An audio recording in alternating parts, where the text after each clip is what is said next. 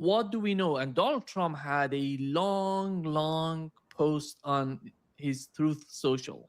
I don't know. He was telling us a huge story about how amazing the deal is, and he's making the deal. Some countries are not happy with that. Some countries are part of this.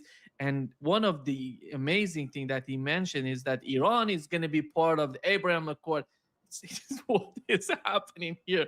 The guy is just losing everything. But what is your understanding of the current situation between Iran and the United States? We're going to talk about other issues, but when it comes to the deal, when it comes to the negotiations between Iran and the United States, what's going on? Well, it's Iran is engaged in the negotiations. It's the United States that's negotiating against itself. That's the problem, because you've got this Zionist lobby that's just going crazy. When word of this leaked out on Saturday, and I wrote about it last night, across the board, the reaction, it was extremely negative. So Trump faces an uphill slog there. Then the Israeli cabinet's not at all cooperative. They're not going, oh, great, this is good news. So they're opposed to it.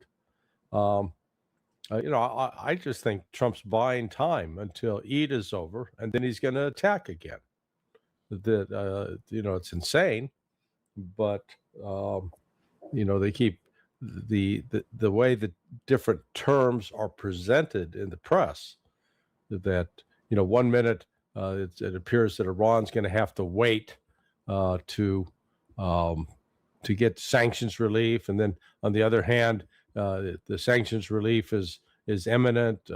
The assets are going to be frozen or unfrozen. No, they're going to stay frozen. Eve Smith pointed something out to me that I had neglected to consider, and I think she's exactly right. Trump does not unilaterally have the means to lift all sanctions because some of those sanctions have been imposed by acts of Congress. So Trump can't just say, oh, well, screw it, I'm not going to follow that. I mean, you're going to have to get Congress to lift those sanctions. So this process is a lot more complicated than it would appear. What is certain is Iran at least knows what it wants, and Iran is going to stick to those fundamental positions. It's going to insist upon sanction relief and the return of the frozen assets. And if to the extent that Doha, I didn't realize Doha might have been involved with it on the sanctions side, freezing assets. The other place you'd have to go would be into Dubai, to the United Arab Emirates. I'm sure that they've got a substantial amount of Iranian assets potentially frozen. I think this is just a lull, unfortunately. I don't see there's not the political momentum in the United States to say, let's stop the war, let's find a solution. It's still that basically Iran's going to have to do whatever the hell we tell them or else. That's still the attitude. So until that attitude changes, I don't see any fundamental change going forward with, particularly these countries signing on to the Abraham Accords. Not going to happen. The Israelis have proven to be too brutal. And, right now in Israel, they're fighting amongst themselves.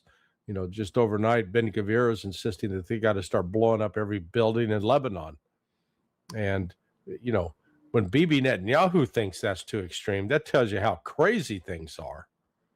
Netanyahu reportedly pushed back and said, we're not going to do that. I'm going, good God, where did he finally, find a conscience? So this is, it's disarray. It's more market manipulation. The markets that are open, they're not open in the States today because it's a holiday, Memorial Day. But the other commodity markets around the world that are open, this drove down the price of oil. Oh, peace is at hand. It's not at hand. But, this whole charade surrounding market manipulation It's sure making somebody a lot of money. Yeah. And it seems that the frozen assets in Qatar is something like $11 billion, and they're there to talk about this. And Larry, do you think that it seems that Qatari delegation went, the, it was the night before last night, they went to Iran to talk with Iran, and it was part of this negotiation on Iranian frozen assets, or it was something beyond that? No, I think it's something beyond that. I think so. Pakistan is working furiously behind the scenes to construct sort of they're the lead for China and for Russia to construct a new security architecture in the Persian Gulf. What I'm told is that both Qatar and Saudi Arabia are just basically sick and tired of the United States. They think being in this relationship with the United States has created more risk for them, more cost. So they just as soon get out from under that. And so those discussions underway in terms of who's going to do what, how will the security of these various countries be guaranteed, and it gets into economic security as well. So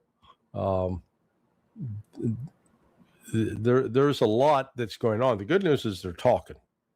The fact that this senior Iranian delegation went to Qatar to talk to the leaders there, because Qatar, of all the countries in the Persian Gulf, I think Qatar has suffered the most physical damage to its economic infrastructure, much more than Saudi Arabia, because some of the aluminum plant and the facilities for liquid natural gas, those have been severely damaged, and it's not a matter of months of repairs, it's potentially years of repairs ahead of them just to get back online. So they're suffering a cash loss right now.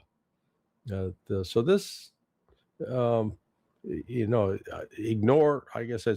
what Donald Trump is saying, because he's all over the board and does not yet have a clear plan. One minute he wants to blow up Iran, and the next minute he says he wants them to sign up with the Abraham Accords.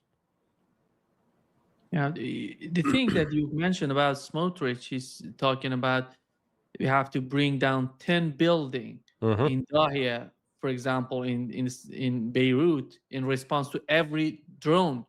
Here is the question: what are these drones doing to Israel that they're so desperate when it comes to these drones? And 10 building, in response to one drone, what is that? Well, the drones against Hezbollah are both destroying tanks, armored vehicles, and killing soldiers in large numbers. Israel's suffering more casualties in this war with Hezbollah than it did in 2006. I think substantially more. And in terms of loss of vehicles and such, I think it exceeds what they lost in the fighting in Gaza. Israel keeps very close hold of the casualty figures, but I'd be willing to say that, in fact, I think Israel has sustained more casualties in this last 6 months of fighting with Hezbollah than they did in the previous 3 years in Gaza. Yeah. Here is what the spokesperson of Iranian Foreign Ministry said, that there are no tolls and will be no tolls in the Strait of Hormuz, but ships have to pay an environmental protection fee in a joint system. Yeah, no, it's a word game. You also call it tolls. They say, no, it's not tolls, it's just a usage fee. It's like if you go to Las Vegas now, you have to pay a resort fee. It's an extra tax, but they call it a resort fee. Yeah. By the way, the Chinese used that. You remember before Donald Trump, the meeting between Donald Trump and Xi, They use that term. It's a environmental sort of fee that we're paying to Iran. Larry, Donald Trump, it seems that he's putting pressure on GCC countries to normalize their relationship with Israel. I Yes. don't know if that is achievable at this particular time because the war is not over, in my opinion, and we may have some new escalations in the region. And he's putting pressure. If you want to have a deal between Iran and the United States, you have to improve or normalize your relationship with Israel. How is that going to help Israel? How is that going to work? I don't see that happening because we know their position even before this war started. They said without a Palestinian state, there would be no Right. there would be no improvement in the relationship they have with Israel, if any, at this particular moment. Well, yesterday, or it was the day before yesterday, when Trump had that phone call with all the Gulf Arabs and Turkey and Egypt, and brought up the whole issue of, hey, well, so we'll all sign on to the Abraham Accord, right? Yeah. There were crickets. Nobody said a word. It's like, okay, don't tell him to, bug off. It'll, he'll go into a rage. Just say nothing. And said, oh, that's interesting. So, yeah, it's not going to happen. The time for the Abraham Accords has come and gone. And with the slaughter of, well, it was probably more than 100,000 Palestinian men, women, and children easily. I don't see any of the governments in the Gulf, with maybe the exception of the United Arab Emirates, having the stomach to do that. No. If you were to mention, Larry, the difficulties we're facing right now, is that putting an end to the war on all fronts? Is that going to be the Strait of Hormuz? Is that going to be the Iranian nuclear program? Because today morning, we've learned from Iranian foreign ministry that the focus right now is on ending the war on each and every front, which we know that's impossible with Israeli government, with Benjamin Netanyahu, with what they're doing. As we talk, they're bombing Lebanon, Right. they're bombing Gaza, they're hitting people in the West Bank. Yeah, no, look, that I think has been one of the, let's call it, inflexible Iranian demands. It's not just a matter of, okay, you're going to stop attacking us. You're going to stop attacking Lebanon. You're going to stop attacking the Palestinian people. And the United States is in a position to stop that. We pull the plug completely on Israel. But politically, that's not going to happen. Trump's not going to do that. So that means the war against the Palestinians and the Lebanese, that is going to continue. Israel may scale it back a little bit, but remember Trump's boast that he controls Netanyahu and he tells him to stop bombing in Lebanon. By God, they'll stop bombing in Lebanon. And what's Israel been doing ever since? They've been bombing every day in Lebanon. So, unless Trump actually gets serious and orders the Department of War, Department of State, cut the aid, pull it back, withdraw forces, withdraw advisors, then that might get Israel's attention, and the United States could force an agreement. If the fighting stopped and the Israelis started to, basically were willing to recognize a Palestinian state, yeah, then I think an Abraham Accord is possible, but that's not going to happen. Israel is the Zionists who are talking about, they're still talking about they'd like to provoke a new round of fighting with Iran and then take advantage of that to blow up the Al-Aqsa Mosque and blame it on Iran, hoping that would provoke a war between Iran and the rest of the Arab Muslim world, and then free the way so that Israel can go build the third temple. I mean, this entire thing is just so ridiculous. I don't know how familiar you are with the Torah, the Old Testament, as Christians call it. But the when the children of Israel escaped Egypt, they were warned, don't make any graven images. Don't make something physical that you worship physically. That was the command. And then when Moses goes up to get the 10 Commandments and comes down, they had made a golden calf and they were worshiping the golden calf, and he, broke what had been sort of version 1 of the commandments and went up to get version 2. But my point in all of this is that when you get into the book of Deuteronomy, it's about, okay, you're going to build this temple and it's going to have this kind of silk and all this gold, and you're going to have this on gilded. And I mean, it's detailed about building a graven image. So that's why I said, I would tell the Jews and the Christians, your God is pretty damn confused. Because on the one hand, he claims, don't make any graven images. Then he spends an entire chapter like an architectural digest. Hey, build this and garnish this and carry this Ark of the Covenant around. And so it's like all graven image. So it's just, and what's so sad about this is people still believe this crap. And based upon that, are willing to kill other human beings in pursuit of this graven image, which their God supposedly told them never to build. So, sorry, it's just stuff like that drives me crazy, because you'll get sane, rational people, educated people say, yeah, the temple, we're going to bring among the religious Jews. They'll be like, oh yeah, we built, get the temple, man, the Messiah comes. And the Christians say, yeah, you already killed him once. You want him to come back? So that's where we get in all this eschatological belief, and the Muslims have theirs. I just I wish, my own feeling with respect to religion is, if you believe that God is the creator of all life, then respect that everybody that's around you is also part of God's creation. Treat them as such. Okay. Stop killing each other, starving each other, persecuting each other. That's enough. Sorry, that's your religious lesson for today.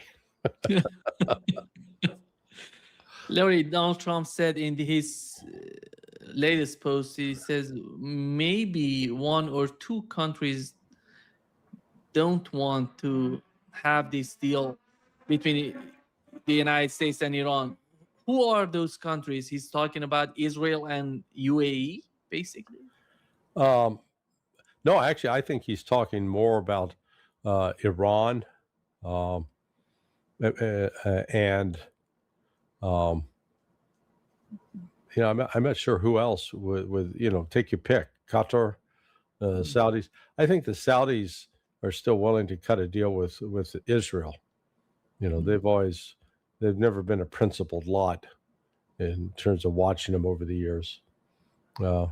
Again, Trump is indulging a fantasy, because the ingredients for an agreement are there, but it's going to require the United States to accept some concessions that the Zionist crowd will not tolerate. So I don't see how he bridges that gap. I don't see him being strong enough to tell them, "Oh, shut up! I'm ignoring you." I don't see him doing that. Yeah, I think Lindsey Graham said that. He posted that it's going to be whatever is happening between Iran and the United States, the outcome is disastrous for Israel.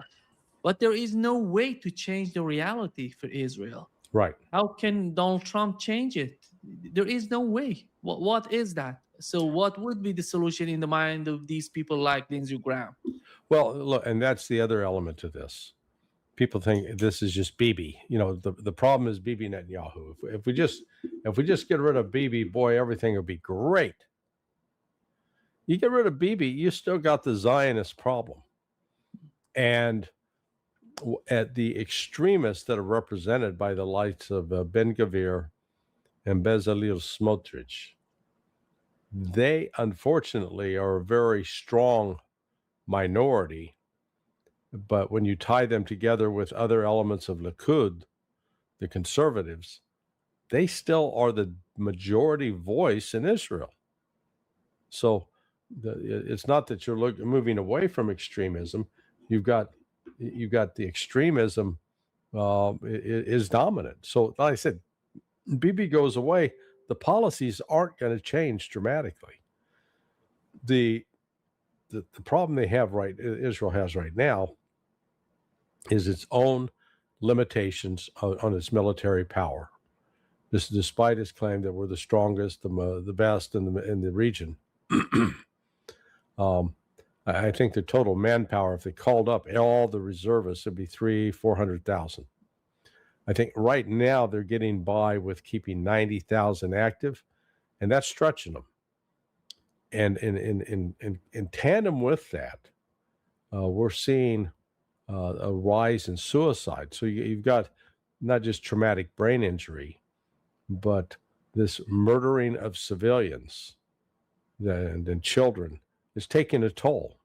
There are still many Israeli soldiers that do have a conscience, that do have a good sense of right and wrong, and then they're haunted with these images of what they're doing to these people.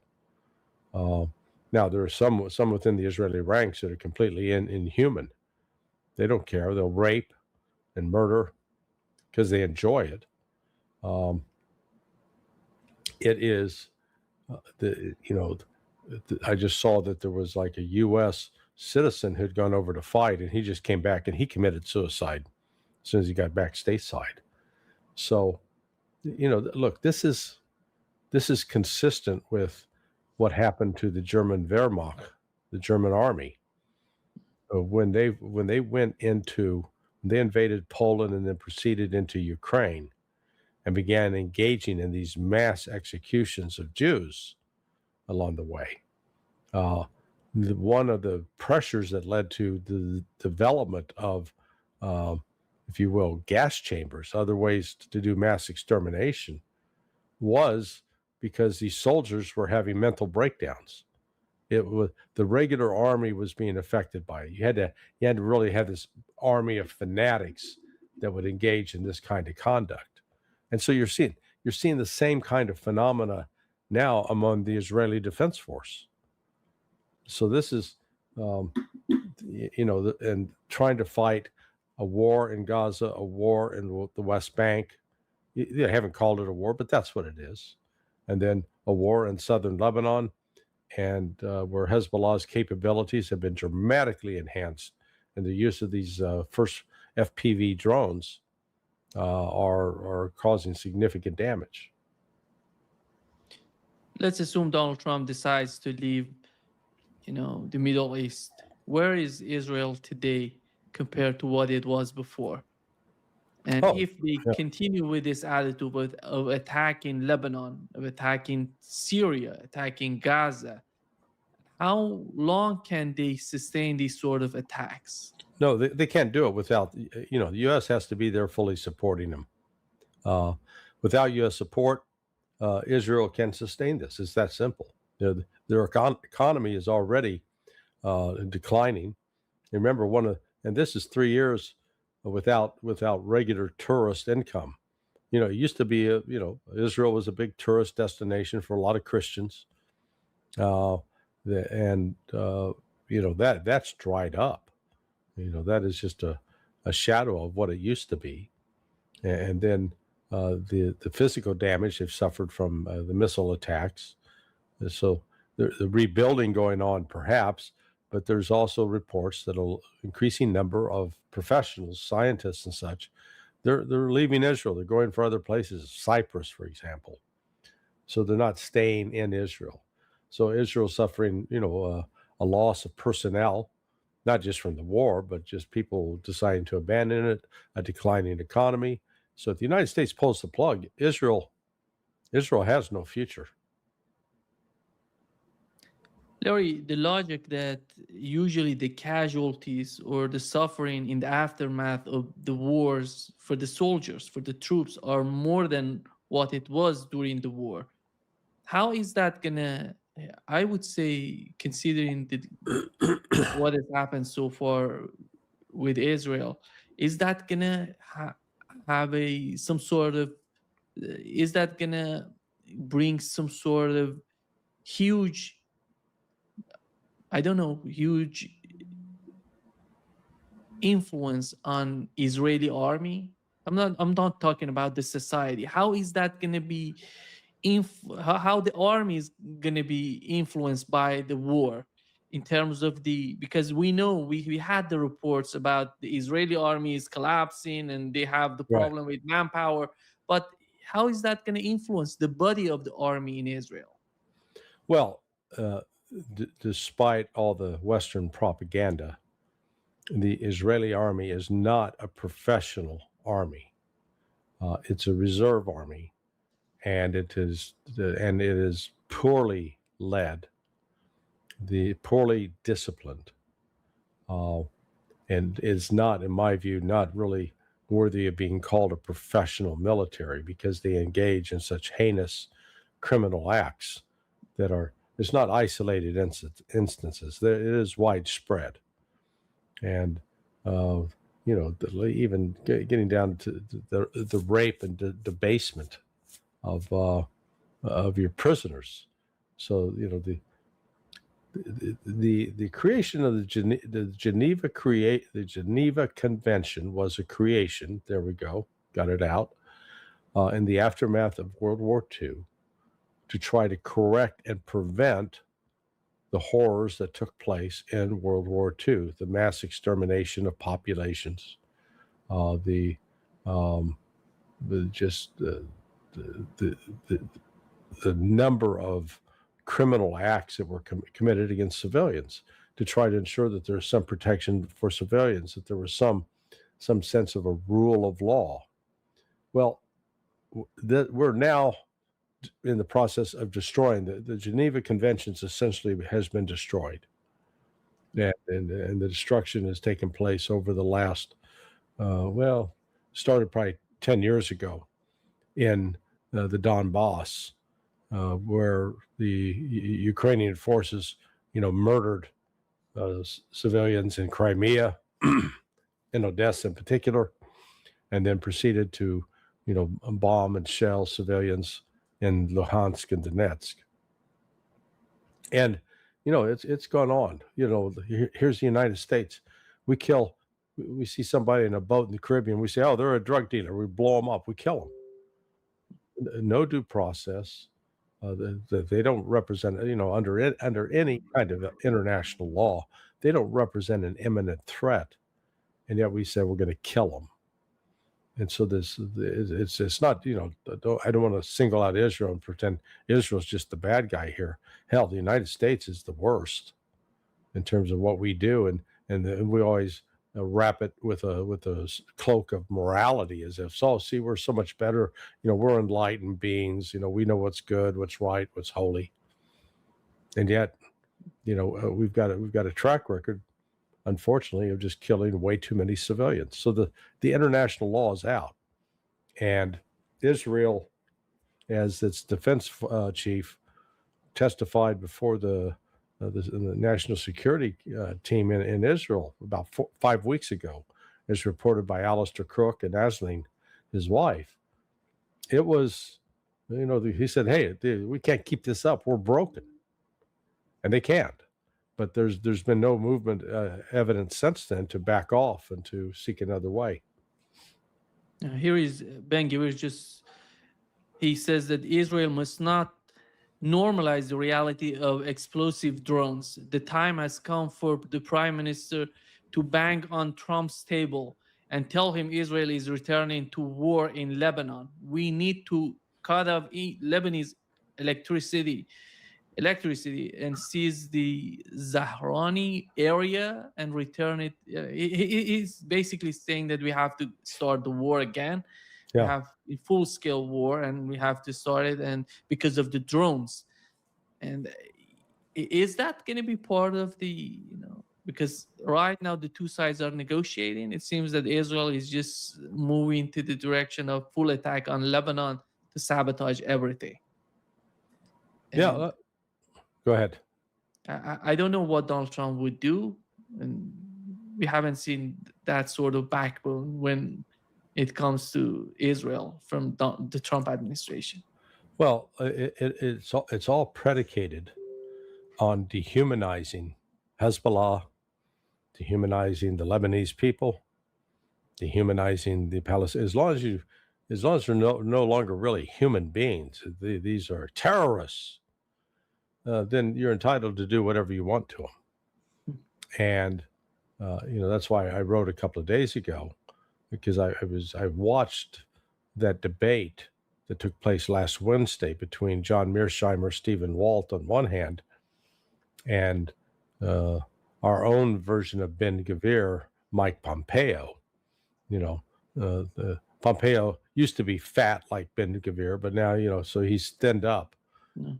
But he's still a vicious bigot in my view, along with Victoria Nuland, and throughout that he kept talking about the thousands of Israelis that have been killed by Hezbollah. So I said that doesn't sound right. Let's get the actual numbers. And the actual numbers are fewer than since 1982, in terms of quote Hezbollah attacks. Fewer than 1,000 Israelis have been killed by Hezbollah, but by the same token, Israel has killed over, conservatively, 92,000 Palestinians. Now, that goes with, people say, well, they've killed far more in Gaza. I'm saying let's go with the numbers that the Israeli Defense Forces themselves accepted of 72, 73,000. Now, I agree. I think the number is far higher. But what we can agree upon, at least, even the Israelis concede they've killed close to 100,000 Palestinians in the last 44 years, going back to 1982. That means for every dead Israeli, there's 100 dead Palestinians. And then, Mike Pompeo wanted to call Hezbollah monsters. Look at the numbers. Who's the monster? Real clear. Those who kill the most people are the monster. Very simple. We don't need to make this complicated. Here is what CNN just reported, Larry, that Saudi Arabia rejects Trump normalization demand and insists on Palestinian statehood.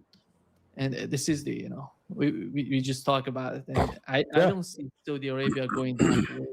And they know what has happened so far. They have sacrificed, they participated, they helped Israel and the United States in this war against Iran. And I don't see that, because if they do that, the population, the public opinion gonna crush them, in my opinion. Yeah, it blew up in their face. They had. I don't doubt that Mohammed bin Salman was, privately telling Trump, "Yeah, okay, yeah, we got you. Yeah, go get Iran. Get rid of that, the mullahs, and yeah, we'll all be good." I think on February 27th. There wasn't a single leader in the Persian Gulf that believed that Iran could withstand the full attack of the United States and Israel. I don't think they had any appreciation of the potential success of a decapitation strike. But I think they widely assumed that this would be the end of Iran.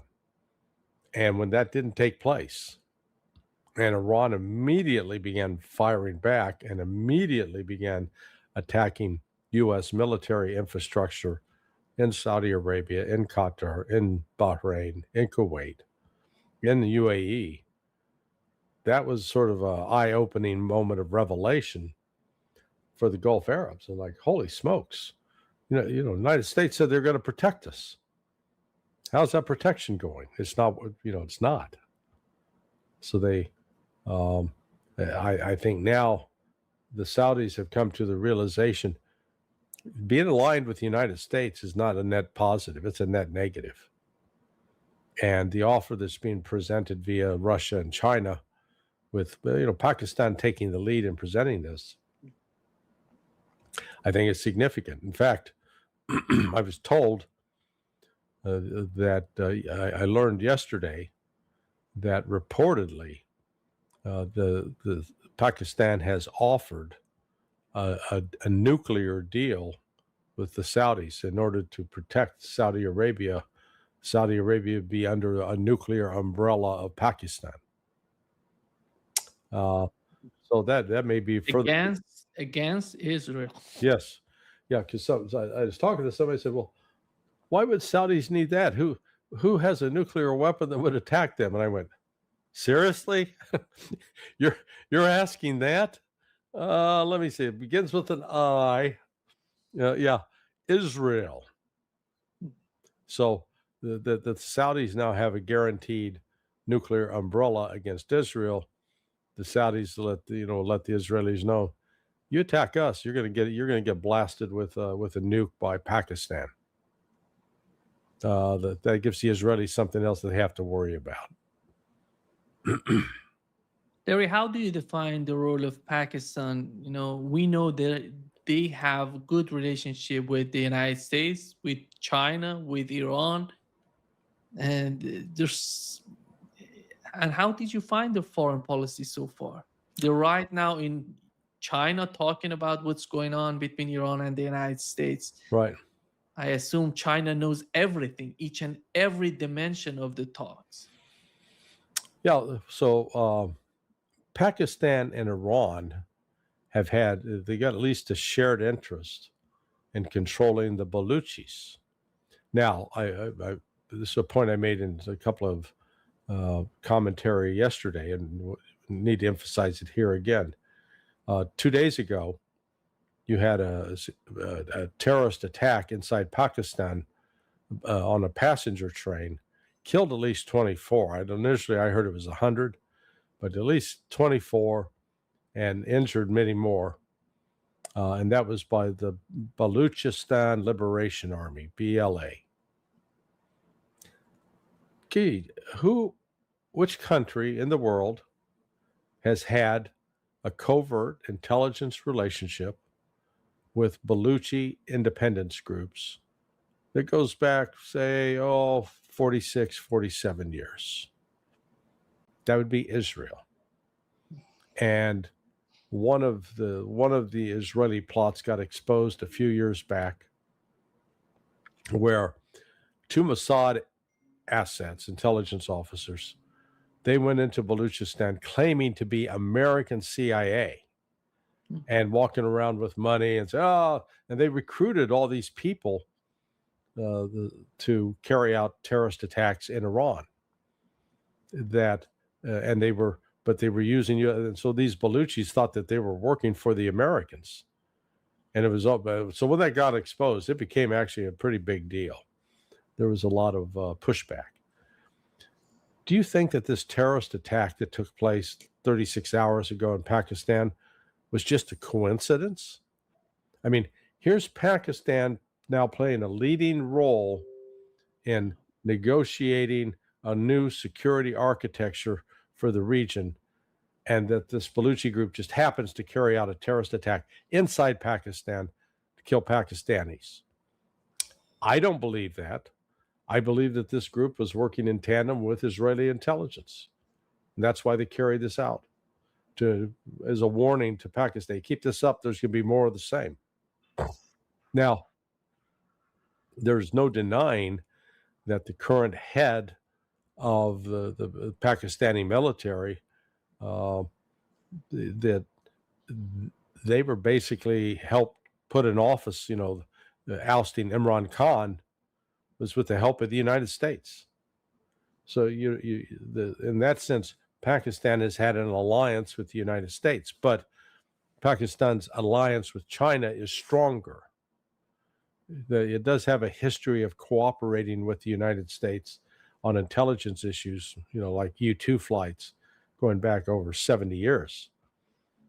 But in terms of being aligned, getting weapons, getting intelligence that was used against India, that comes from China. So China's influence in Pakistan is significant, and because Pakistan does have, lines of communication open with Iran, they're in a natural position that they can talk to. They're Sunni, but they do share a common security interest with Iran. In fact, the story was about a couple of years back. There were attacks on the Baluchi positions both in Iran and in Pakistan, and apparently the Iranians allowed the Pakis to come into Iran to attack the Baluchi positions, and the Pakistanis allowed the Iranians to go into Pakistan to attack the Baluchi positions. So they're actually coordinating, on a cross-border security effort that hasn't, eliminated Baluchistan's desire for their own independence.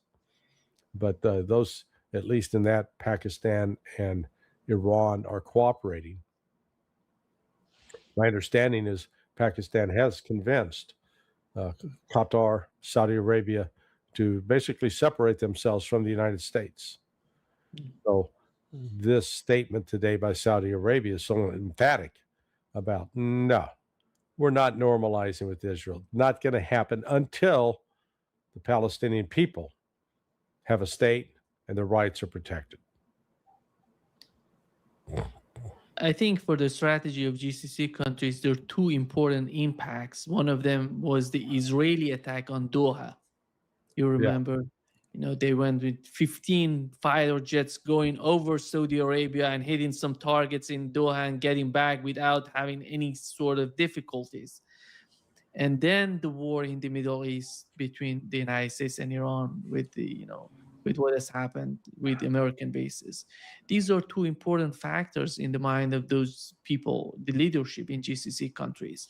And they have to find some sort of solution. And, I don't know, Pakistan going to be part of that?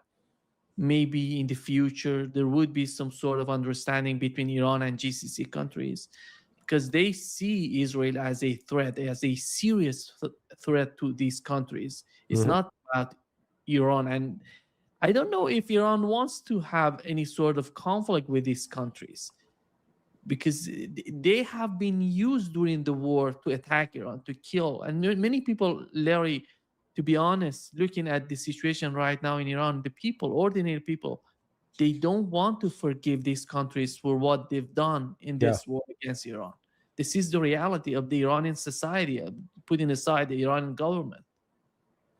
Yeah, no, look, this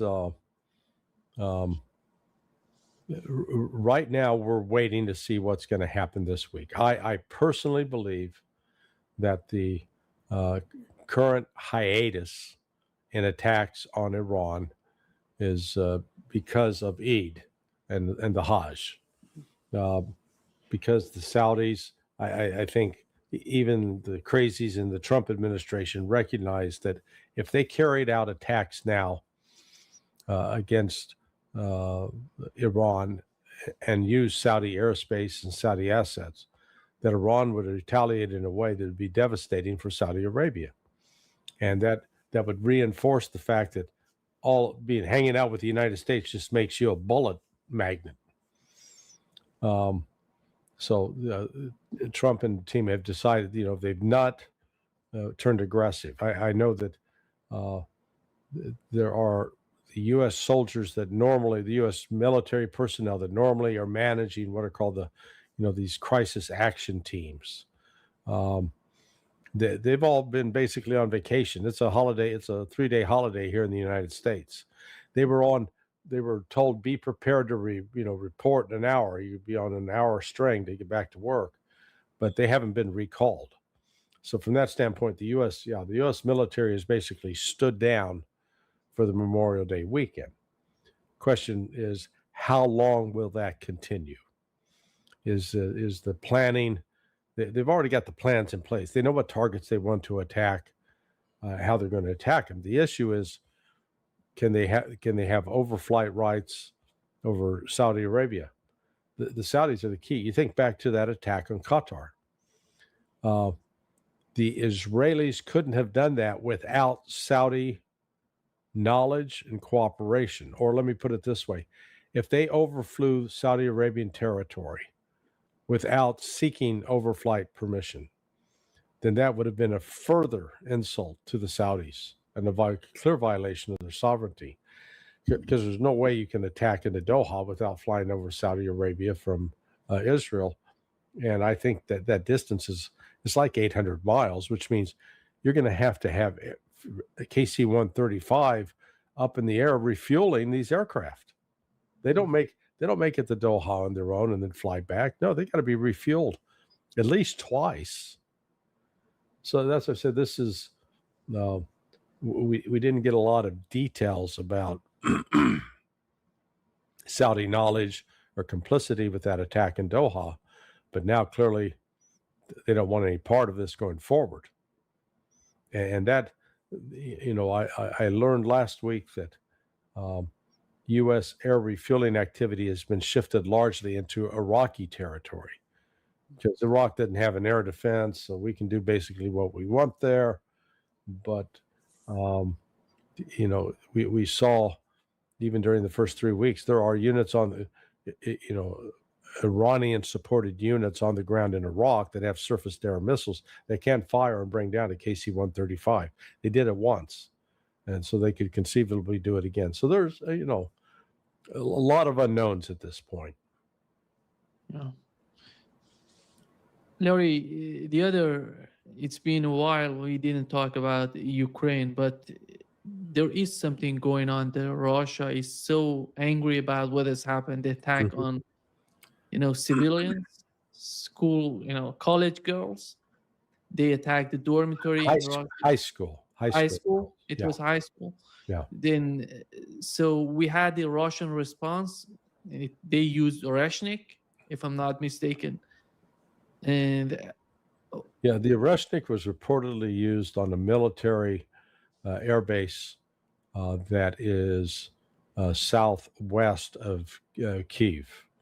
Iskanders, Kinshals, other major missiles were used in Kyiv itself, causing significant damage, both to government buildings, the factories, and I saw today that Russia has reissued a warning that to Westerners that basically you should get the hell out of Kyiv.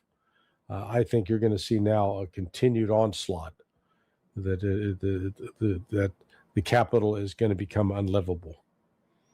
They're not going to attack. Again, the Russians are being careful not to attack civilian targets.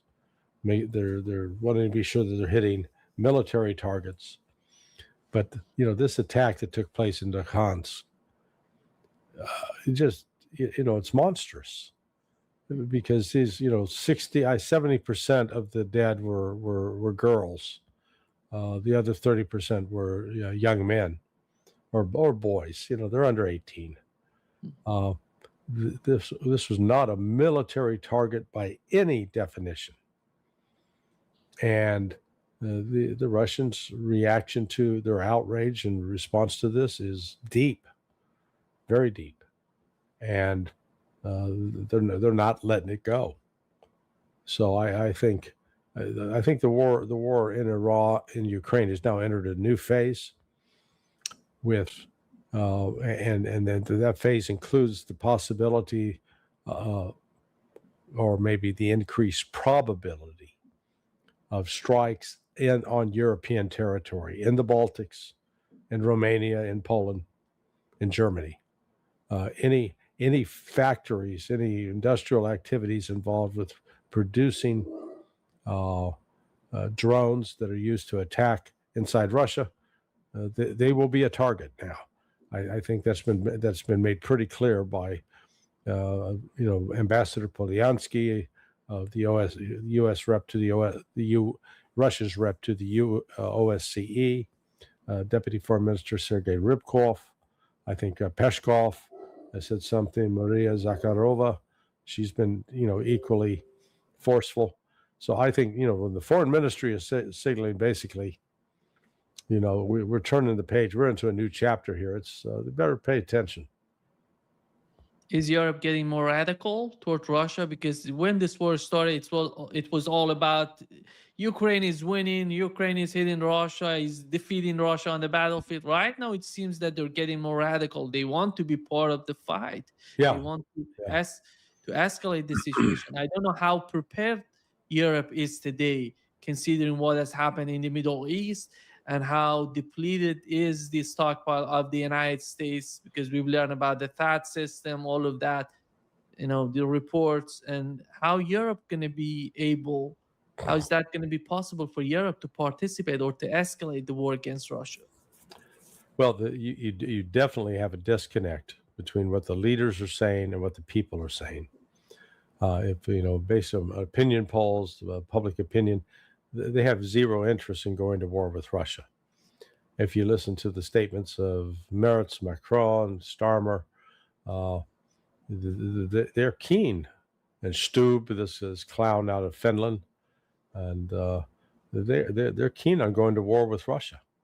They have no idea what they're getting into, and that's where Russia's been firm coming back, saying, it's gotten to the point that even where Sergei Karaganov, has openly talked about, we're going to have to use nukes against Europe in order to convince them that they can't continue to threaten us like this and threaten us with war without paying a consequence.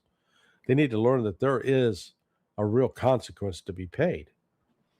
So, I see, I don't see Vladimir Putin on his own going down that road, but the pressure the public opinion in Russia is growing to the point they would demand and support that.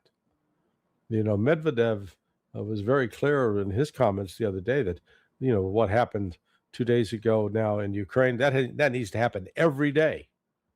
Every day, that volume of missiles and attacks on Kyiv until the Ukrainians surrender. So there's growing.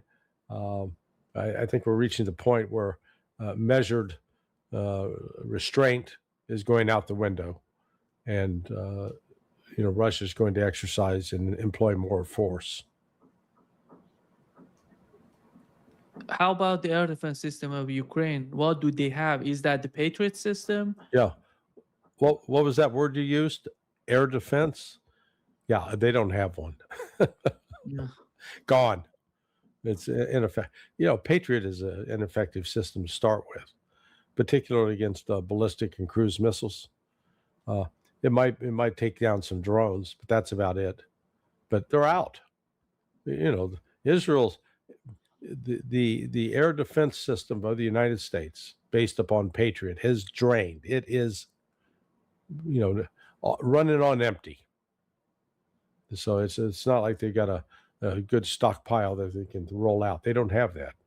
They've already cannibalized stockpiles in Indo-PACOM, in the Pacific, in order to bolster the capability to try to restore capabilities in the Persian Gulf and Israel, in vain, because most of the Iranian ballistic missiles defeat the U.S. PAC-3s and David Sling, the Israelis as well. Larry, those drones that Ukrainians are using against Russia are produced in the United Kingdom. Who's producing them? That I don't know. We've heard allegations. Some are produced in the UK, some are produced in Germany, some are produced in Poland, Romania. But I don't have any firm information to say, oh yeah, I can point at this country. But the Russians apparently do. And so, like I said, they put the Europeans on notice that this is not going to go unanswered. Yeah. Do you see the day that Russia would attack American bases in European countries? If the United States gets involved with an attack that kills Russian civilians or children, like happened the other day, clear evidence of that, yeah, then in that case, yes. I think Russia is fed up, or a growing number of Russians are fed up with what they see as the duplicity of the United States in this, enabling attacks on Russia while trying to deny Russia the ability to protect itself. We've seen the role of the role of Starlink, Larry, in Mhm. Iran, against Iran, and against Russia. One of the main reasons that these Ukrainian drones are able to attack Russia deep inside Russian territory is satellite, this internet that comes from Starlink. And there should be some sort of responsibility for those people who are providing this sort of support for these, I would say, terrorist acts of the Ukrainian army. Is that going to be discussed in a larger, in a bigger picture? Because if you have something like Starlink and you provide, it's a, it's a satellite using, internet. But after all, if you can use it to overthrow the governments, make some sort of chaos, huge casualties, civilians being killed by these sort of access. What is that? What is that? And who's responsible for that? Well, ultimately in this case, Elon Musk is responsible for that. Um, what you have is the Russians have the capability to take those satellites out. Now, I think one reason the Russians have hesitated to start destroying satellites is it would open them to a similar response from the United States. Now, then when you get into a space war where each side is starting to destroy the other satellites, it gets dangerous because taking out those satellites then reduces communication. And then with lack of communication, you get more unknown uncertainty and the greater chance for a mistake to escalate very quickly. What's interesting is Elon Musk's dad, Errol, he's made several trips to Russia now. I was with him about a year ago, and he's been quite taken with it. So maybe the Russians are hoping that they can work some magic through Errol to get the Elon to back off. But it is, I saw within the last 2 or 3 weeks, the Russians were announcing they had tested and successfully fielded an improved weapon system for taking out satellites. Mm. They got it. Yeah, it's a sign for Elon Musk. Yeah, well, Elon's moving into the sort of a new business area Yeah. that right now, if you use a cell phone, you're basically dependent upon a cell phone tower. But he has purchased bandwidth through a company called EchoStar, and in theory, he could be offering a new form of cell phones. It's like satellite. It's not like they used to have satellite phones. You could buy them, but God, they were expensive. So you had to be a wealthy corporation or a government to afford it. But now he's talking about using the Starlink system to handle phone calls. So all of a sudden, you don't have to worry about a cell tower being anywhere around. You're going to have if your phone connects to to a satellite, you can go anywhere and be connected. So that's what's coming. That's the future. And so in that kind of future, then you get to different kinds of military applications. Because think about it. If you've got a cell phone, right now they can locate somebody using cell phone towers. Well, what happens if you're using satellite? You can be located anywhere in the world. Creates some interesting security considerations. I'm talking about personal security. Larry, with this beautiful hat you put on, I want to talk about Cuba, Yeah. which is important. And it seems that Donald Trump, as time goes by, and he feels that he cannot get anything good for his position out of the war in the Middle East, he's going to do something against Cuba. What would that be, in your opinion? I have no idea. So if we send troops ashore, let's call it a new Bay of Pigs, Bahia de los Cochinos. and oust the existing government. Okay, then what? We, the United States, have to take over that government. Well, are you going to impose military rule? They need to think this thing through, because on the Cuban side, they have thought it through. They do have. Uh, there are still ardent supporters of Cuba and communism, and they've got Cuba was born in a guerrilla war out of the Sierra Madre Mountains. They've got caches up there, hideouts, weapon storage, ammunition. They'll be able to conduct a guerrilla war against the United States. And so the United States is we go in and quote liberators, and we're going to find ourselves being attacked. And then in the course of being attacked, then we're going to turn around and start attacking the local population, because these are guerrilla fighters. They're not wearing uniforms. So the more Cubans we kill, the greater opposition is going to build up. So, I mean, it's just, I don't think these guys have thought it through. They want to flex their muscle and have an aircraft carrier sail by, fine. But starving the people, imposing these kinds of economic sanctions on them, it's inhumane.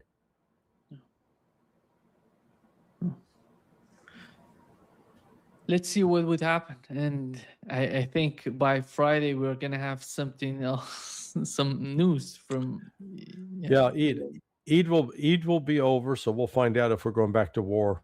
Exactly. With Iran.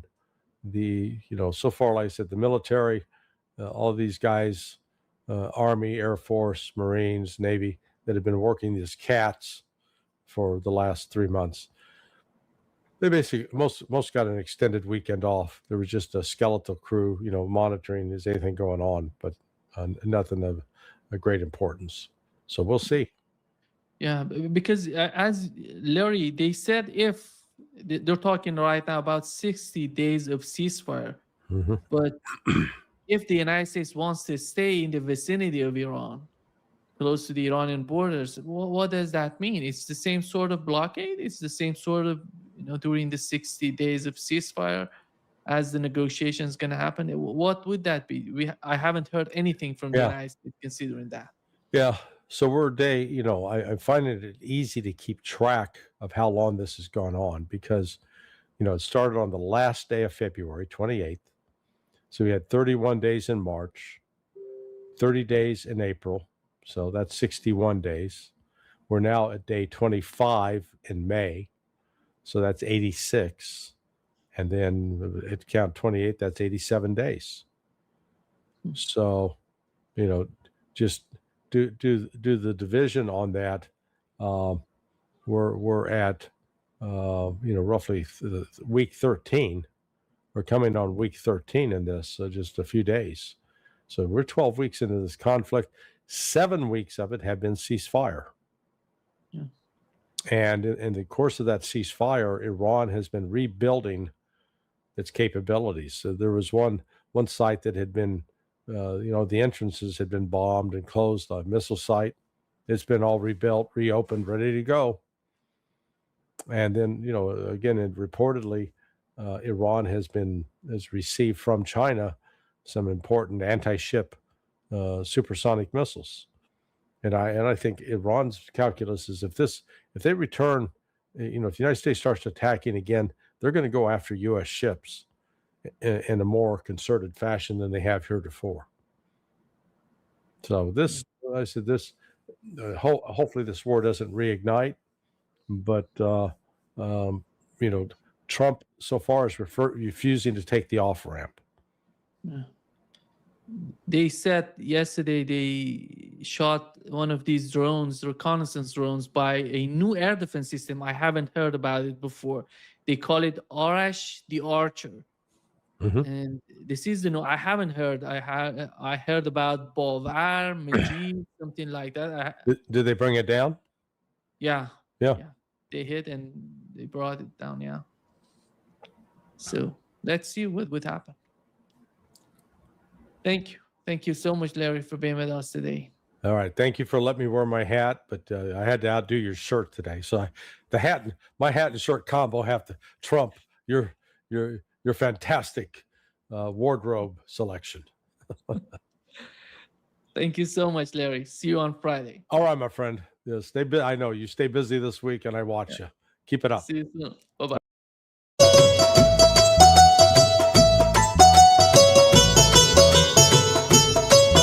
ਅੱਜ college ਹੋ ਗਿਆ ਬੰਦ ਕੁੜੀਏ, ਅੱਜ college ਹੋ ਗਿਆ ਬੰਦ ਕੁੜੀਏ, ਨਾ ਵਿੱਚ ਬਾਜ਼ਾਰਾਂ ਲੰਘ ਕੁੜੀਏ, ਨਾ ਵਿੱਚ ਬਾਜ਼ਾਰਾਂ ਲੰਘ ਕੁੜੀਏ।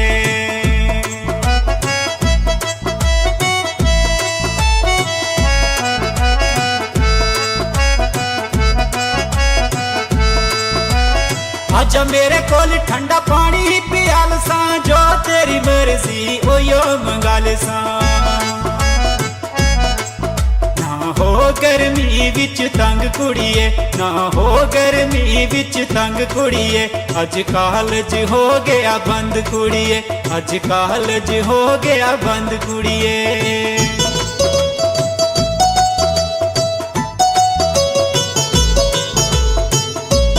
इस गर्मी विच किया तू सड़दी, पानी पी पी किया तू मरदी। इस गर्मी विच किया तू सड़दी, पानी पी पी किया तू मरदी।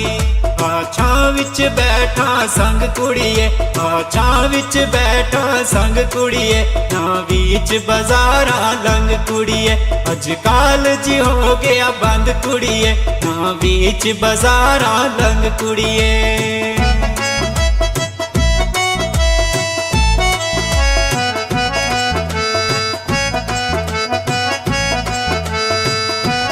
सुने नीले तले विच बैठ मेरे कोल वे, मैं भी कुछ बोला कुछ तू बोल वे।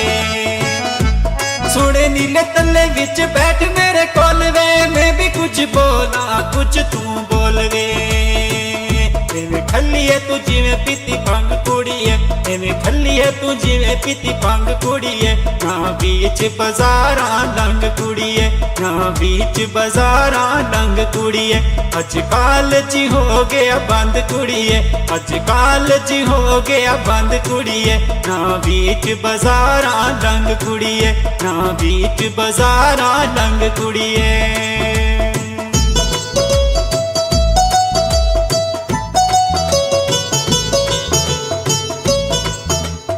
इस गर्मी विच किया तू सड़दी, पानी पी पी किया है मरदी। इस गर्मी विच किया तू सड़दी, पानी पी पी किया है मरदी। आ छां विच बैठा संग कुड़िए, आ छां विच बैठा संग कुड़िए, ना बीच बाजारां लंघ कुड़िए, ना बीच बाजारां लंघ कुड़िए, अज कालज हो गया बंद कुड़िए, अज कालज हो गया बंद कुड़िए, ना बीच बाजारां लंघ कुड़िए, ना बीच बाजारां लंघ कुड़िए, ना बीच बाजारां लंघ कुड़िए।